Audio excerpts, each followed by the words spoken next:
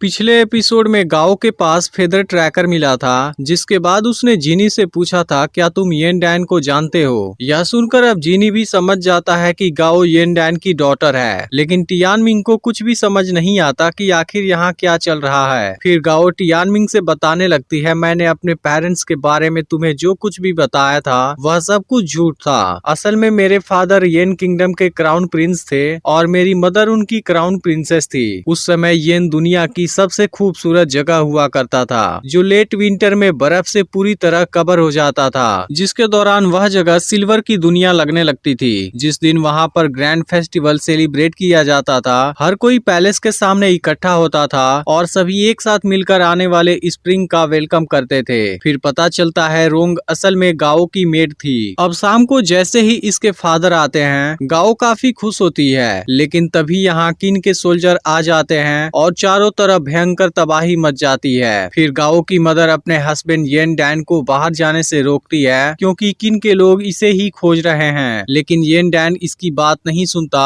और बाहर चला जाता है। अब इन बातों से गाओ बहुत ज्यादा दुखी हो जाती है और वह भागते हुए अपने फादर के पीछे जाती है, लेकिन तभी अचानक से इसके फादर के सामने कोई आ जाता है और इसे मार देता है, जिसके तलवार की बनावट बिल्कुल जीनी के जैसे होती है। इसलिए गाओ समझती है जीनी ही उसके फादर का कातिल है। इस पर जीनी कहने लगता है, अगर तुम मुझे मरता ही देखना चाहते हो फिर केवल एक बार यह बात मुझसे बोल दो। लेकिन तभी यहाँ पर बहुत सारे क्रिम्सन स्नेक आने लगते हैं, जिसके साथ में चीलियान होती है। इसे देखते ही टियानमिंग इसके साथ बहस करने लगता है, जिसके बाद चीलियान अपने फायर चार्म से इसको अपने कंट्रोल में करने लगती है, जिसे देख जीनी इसे चीलियान की आंखों में देखने से मना करता है। इसके बाद जीनी अपना तलवार निकालने जाता है, लेकिन वह ऐसा नहीं कर पाता, क्योंकि अब इसकी बॉडी के अंदर एक पॉइजन फैलने लगा है। फिर चीलियान कहने लगती है कि अगर तुम जबरदस्ती करने की कोशिश करोगे फिर आग और बर्फ तुम्हें एक साथ फील होगा, जिसकी वजह से यह पॉइजन तुम्हारी बॉडी के अंदर फैलता रहेगा।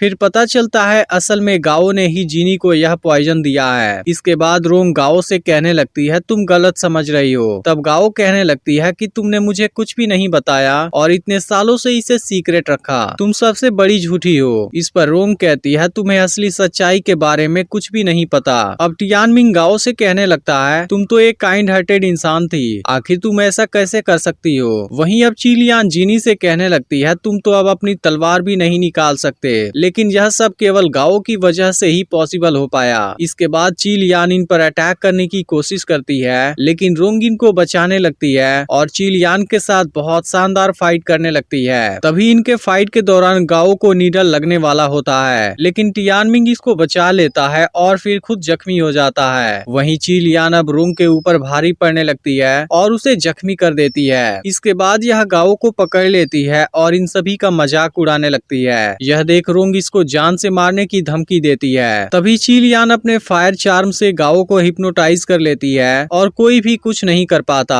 अब गाओ रोंग से पूछने लगती है, मुझे प्रोटेक्ट करना क्या तुम्हारी जिम्मेदारी नहीं है। अब चीलियान इसे कंट्रोल करने लगती है और रोंग से जीनी को मार देने का ऑर्डर देती है, जिसे सुनते ही टियानमिंग और रोंग दोनों परेशान हो जाते हैं। तब चीलियान रोंग से कहती है, अगर तुम अपनी प्रिंसेस को बचाना चाहती हो फिर तुम्हें जीनी को मारना ही होगा। इसके बाद रोंग के पास कोई दूसरा ऑप्शन नहीं होता, इसलिए वह जीनी को मारने के लिए तैयार हो जाती है। लेकिन तभी अचानक से यहाँ पर एक मशीन आ जाती है जो चीलियान के सभी स्नेक को मारने लगती है, लेकिन अब यह कंट्रोल से बाहर हो जाती है और इनको भी मारने के लिए आगे बढ़ने लगती है। तभी बैन अपना मैकेनिकल बर्ड लेकर यहाँ आ जाता है, जिसके बाद जीनी रोंग और टियानमिंग को लेकर इसके ऊपर आ जाता है, लेकिन गाओ अभी भी माउंटेन के ऊपर होती है और मशीन इसे मारने के लिए आगे बढ़ने लगती है। यह देखते ही बैन इसे बचाने की पूरी कोशिश करता है और गाओ रोंग का हाथ पकड़ने के लिए जंप लगा देती है, लेकिन तभी चीलियान एक पत्थर से इस पर अटैक कर देती है, जिसके बाद गाओ यहाँ से नीचे की तरफ गिरने लगती है और यह देख सब काफी परेशान हो जाते हैं। इसके बाद टियानमिंग भी कुछ नहीं कर पाता, लेकिन इस बात से स्ट्रॉन्ग बनने का इसका जज्बा और भी पावरफुल हो जाता है। वहीं अब गाओ नीचे की तरफ गिरने लगती है, लेकिन अब बैन अपने मैकेनिकल बर्ड को तेजी से नीचे लाता है और जीनी गाओ का हाथ पकड़ लेता है, लेकिन गाओ इसे देख बिल्कुल भी खुश नहीं होती और जीनी से अपना हाथ छोड़ देने के लिए बोलने लगती है। लेकिन तभी गाओ को जीनी के पास एक नेकलेस नजर आती है, जो बिल्कुल उसके पास वाले नेकलेस के जैसी होती है। अब जीनी वहीं अपने बॉडी में मौजूद पॉइजन की वजह से कमजोर होने लगता है और गाओ का हाथ छूट जाता है। लेकिन इस बार टियानमिंग कुछ नहीं सोचता और गाओ को बचाने के लिए खुद नीचे कूद जाता है, जिसके बाद दोनों एक दूसरे को अपने बाहों में भर लेते हैं। तभी जीनी और रोंग इन दोनों को पकड़ लेते हैं और बैन इनको ऊपर कर लेता है। वहीं चिलियान वेई से पूछती है आखिर वह कौन सी चीज थी जो बिल्कुल रैंडम तरीके से अटैक कर रही थी। फिर वेई बताता है कि वह एक पावरफुल मैकेनिकल बिस्ट था जो असल में मोहिस्ती स्कूल का एक पावरफुल वेपन था। इस पर चिलियान कहती है फिर इसने जिनी और उसके साथ वाले लोगों पर अटैक क्यों किया। फिर वेई कहता है तुमने गोन्सू फैमिली के बारे में तो जरूर सुना होगा जिसे तुम्हें थैंक यू बोलना चाहिए। इधर गाओ अभी भी जिनी को अपने फादर का कातिल समझ रही है क्योंकि यही चीज इसे बार बार दिखाई दे रही है। तब रोंग इसे बताती है कि तुम्हारे फादर का असली कातिल वेई है, जिस पर गाओ कहती है लेकिन मैंने इसे अपनी आंखों से देखा था। तब रोंग समझाती है कि चिलियान ने फायर चार्म का यूज किया है और अपने इल्यूजन से तुम्हारे माइंड में गलत मेमोरी इम्प्लांट कर दिया है। फिर गाओ को याद आता है चिलियान इसे जंगल में मिली थी और उसने अपने फायर चार्म का यूज किया था। इसके बाद रोंग इसे बेहोश कर देती है, जिसके बाद होश में आने पर वह चिलियान के कंट्रोल से बाहर हो गई होती है। फिर जिनी बताता है कि मैं तुम्हें खोजने गया था लेकिन लोगों से पता चला तुम लोग पहले ही मूव हो गए थे। इसके बाद जिनी गाओ से बताता है तुम्हारे फादर तुम्हें और तुम्हारी मॉम को बहुत प्यार करते थे और तुम लोगों का प्रोटेक्शन ही उनका आखिरी विश था, लेकिन यह सब कीन असैसिन प्लान के फेलियर की वजह से हुआ। अब गाओ इस बारे में पूछने लगती है। फिर जिनी बताता है यह एक बहुत ही इम्पोर्टेंट प्लान था जिसकी वजह से बहुत से लोगों की तकदीर बदल गई थी। इस पर गाओ पूछती है क्या यह चीज मोहिस्ती स्कूल के हीरो के मौत से भी जुड़ी है। तब रोंग बताती है हाँ, यह 12 साल पहले की बात है। उस समय तक यिंग जेंग हान और वेई को डिस्ट्रॉय कर चुका था और अब चू पर अटैक कर रहा था, जिसके दौरान लोगों को बहुत सी तकलीफें सहनी पड़ी थी और फाइनली चू के लोगों ने इसका विरोध किया। लेकिन फिर भी अंत में चू किन से हार गया। सियांग येन जिन्होंने चू आर्मी को लीड किया था उन्होंने हार की वजह से सुसाइड कर लिया, जो कि असल में सोयू के ग्रैंडफादर थे। जब तुम्हारे फादर को पता चला कि येन अब किन का अगला टारगेट होने वाला है, वह अपनी फैमिली के साथ कुछ नहीं होने देना चाहते थे, इसलिए उन्होंने यिंग जेंग को मारने के लिए एक असैसिन को भेजा था जिसमें मोहिस्ती स्कूल उनका सबसे बड़ा साथी बना था और इसके लिए उन्होंने 3 साल तक प्लानिंग भी की थी। लेकिन बदकिस्मती से यह प्लान फेल हो गया और यिंग जेंग को जब इस बारे में पता चला फिर उसने येन पर अटैक करने के लिए अपने आर्मी को भेज दिया। इसके बाद जिनी कहता है फिर येन एम्परर ने इसका सारा ब्लेम तुम्हारे फादर पर डाल दिया और उनको अरेस्ट करने का ऑर्डर दे दिया, जिसके बाद एम्परर ने खुद को यिंग जेंग के सामने सरेंडर करने का नाटक भी किया। वहीं तुम्हारे फादर अपनी फैमिली को अलग अलग जगह पर छुपा रहे थे, लेकिन वह सब कुछ चेंज करना चाहते थे और उन्होंने मुझे तुमसे सॉरी बोलने के लिए भी कहा था। अब यह सारी बातें सुनकर गाओ बहुत ज्यादा इमोशनल हो जाती है, जिस पर जिनी सोचने लगता है ऐसे बच्चों को आखिर कौन शांत कराएगा और उनका आंसू कौन पोंछेगा। अब तो सभी को किसी हीरो के आने का इंतजार है। टियानमिंग अभी भी नहीं समझ पाता यिंग जेंग ने जिनी को मारने के लिए इतनी बड़ी आर्मी क्यों भेजी थी। इसके अलावा अंकल जिनी मोहिस्ती स्कूल से इस तरह से कैसे कनेक्टेड हैं और आखिर रोंग ने अंकल जिनी का ट्रीटमेंट क्यों किया।